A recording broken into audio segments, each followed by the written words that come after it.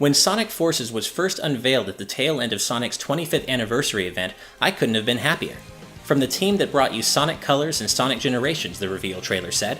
That alone was enough to light up my hype sensors. After all, for those of us who know the so-called Sonic cycle hasn't applied for over a decade, Colors and Generations stand as lasting proof that Sonic and the third dimension can play nice together. In fact, 2013's Sonic Lost World was rightly criticized for, among other things, abandoning the boost-style gameplay formula that had endeared so many to Colors, Generations, and the day stages in Sonic Unleashed. And that's why the idea of Sonic Team taking a page from their own book and returning to this formula for Sonic Forces was so exciting. Sonic Mania had been announced literally minutes prior as an authentic return to form for classic Sonic, while Forces would bring modern Sonic back in the form that had finally proven his viability in the first place. Sega's plan seemed foolproof.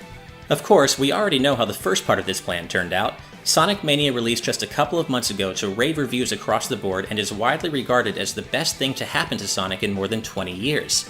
But what of Sonic Forces? Has Sonic Team managed to deliver on the promise of a definitive follow-up to Colors and Generations? Well, no, not really.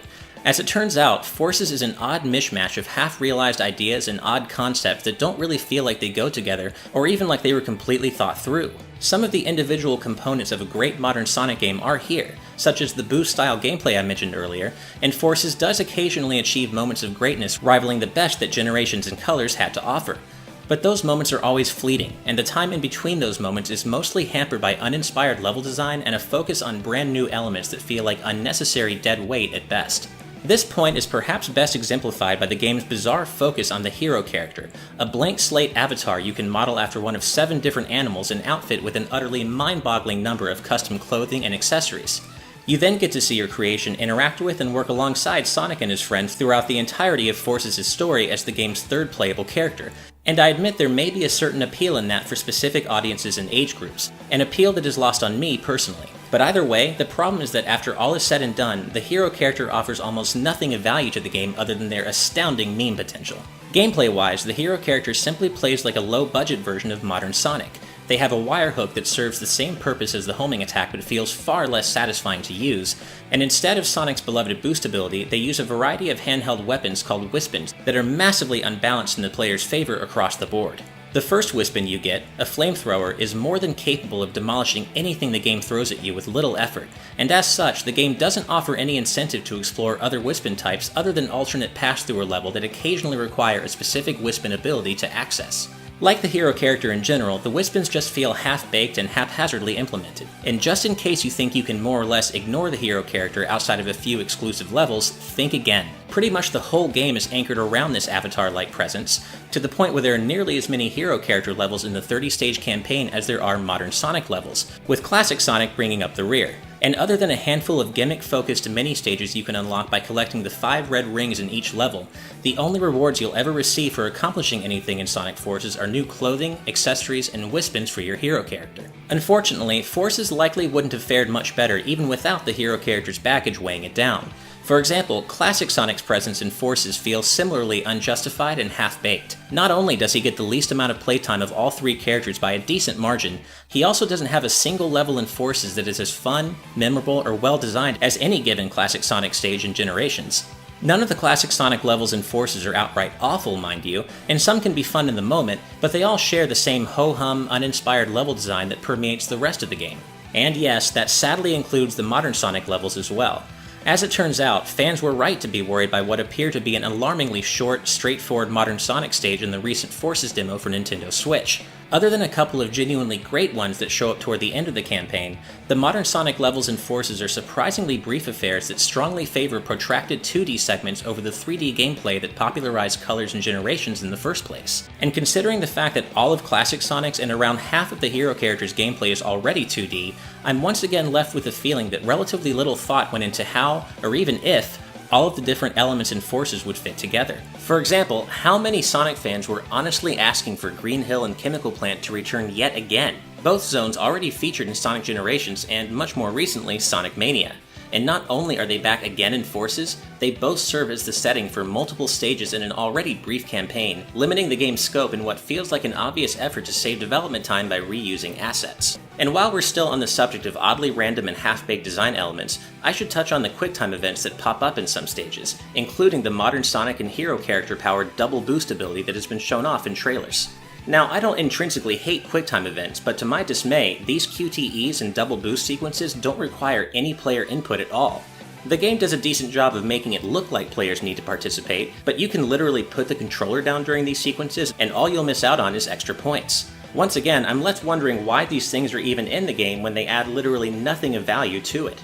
There is one unifying element that all three playable characters share in common, but unfortunately it represents the biggest problem with Forces: poor controls paired with utterly nonsensical platforming physics.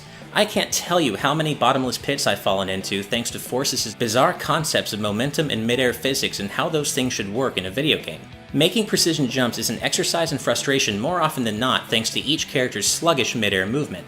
Thankfully, checkpoints are common and Sonic Team has graciously done away with the concept of lives for Forces, so you'll never experience any major setbacks no matter how many times you die.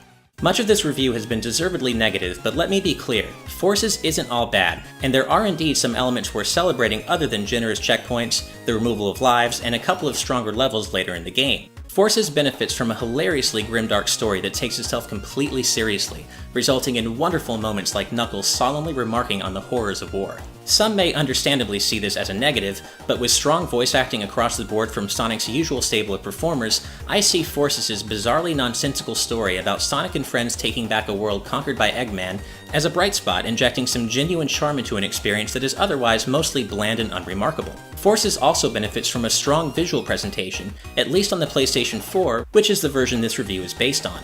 The PS4 version of Forces outputs at 1080p and maintains a smooth 60 frames per second at all times, lending the game an especially elegant, polished look that isn't necessarily carried over to other platforms, particularly the Nintendo Switch version, which outputs at 720p even in TV mode with the frame rate cut in half to 30 frames per second.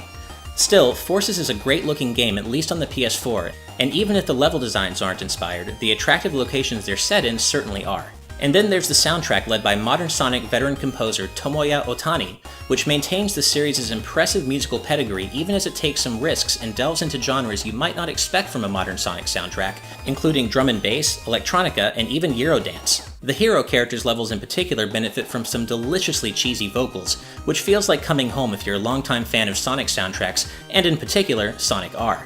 It doesn't all work, and there are some genuine low points, mainly the majority of classic Sonic's level themes, which suffer from the Sonic 4 effect of sounding like they were composed using Sega Genesis hardware without any understanding of how to make that hardware sing, quite literally in this case. But the majority of the soundtrack lands right on the mark and is reflective of Sonic's typically high musical standards. It's just a shame that Sonic Forces in general fails to exceed or even meet the expectations previously set by Sonic Colors and Sonic Generations.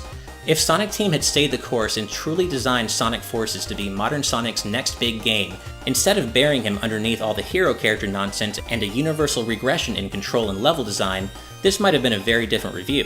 Instead, Sonic Forces just left me feeling meh.